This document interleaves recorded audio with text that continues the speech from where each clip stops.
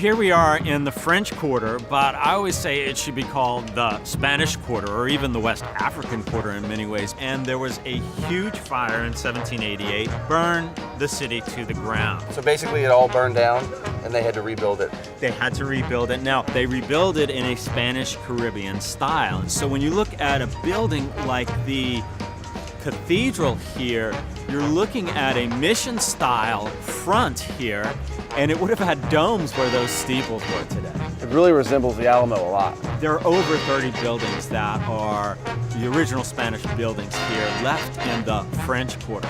So why don't we go take a look? Let's go check it out. The Pontalba building was built by the Baroness Pontalba, who was actually the daughter of Don Almonaster. And Don Almonaster was the guy who built the cathedral. And so every building on this square was built by the same family. Now, the Baroness Pontalba brings French style from Paris to New Orleans, and in the cast iron work during the Victorian period, she designs, with her son, all of that cast iron work, and it includes West African symbols. So you've got West African symbols in a French architecture apartment complex built by a woman of Spanish descent from New Orleans. So you can't get any more Creole than that.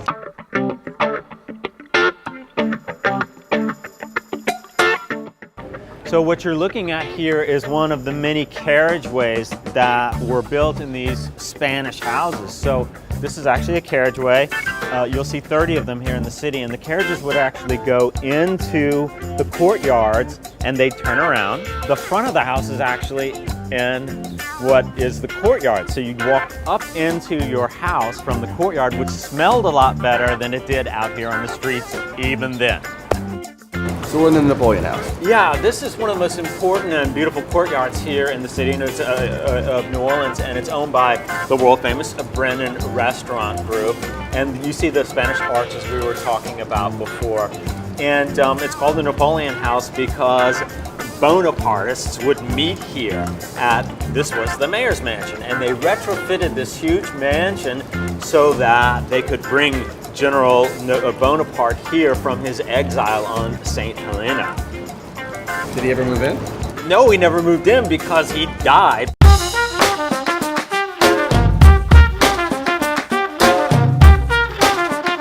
So, Chef, tell us a little bit about the spices that come to us by way of the Caribbean that the Spanish are bringing in with them when they come to New Orleans. You know, they brought tons of great things. One of my favorites is cayenne peppers, some sweet peppers, things like in that nature, which are just incredible that we use in our local cuisine now. Now, would you call that spicy or would you call that hot? How would you describe that? It depends. It depends. We have some sweet, we have some cayenne.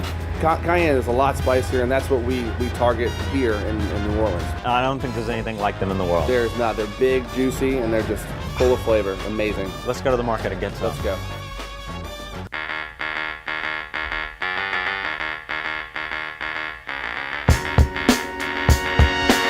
So we are here in one of the oldest, or the oldest operating market in North America, and they call it the French market, but they should call it the Spanish market. Why is that? Because in 1788, we talked about the fire, they instituted after that sanitation laws. So they had sanitation laws that were instated to put a roof on top of what had been a market for almost 75 years or whatever, which was kind of a great idea. What do you love about the French market now? I just love everything about it. I mean, the fresh produce, the culture down here. It's basically whatever you want to eat for the night. You don't plan your menu until you come down here and check out what's fresh. Oh, so vamos a ver. You know what that means? Let's go check it out. Let's go check it out.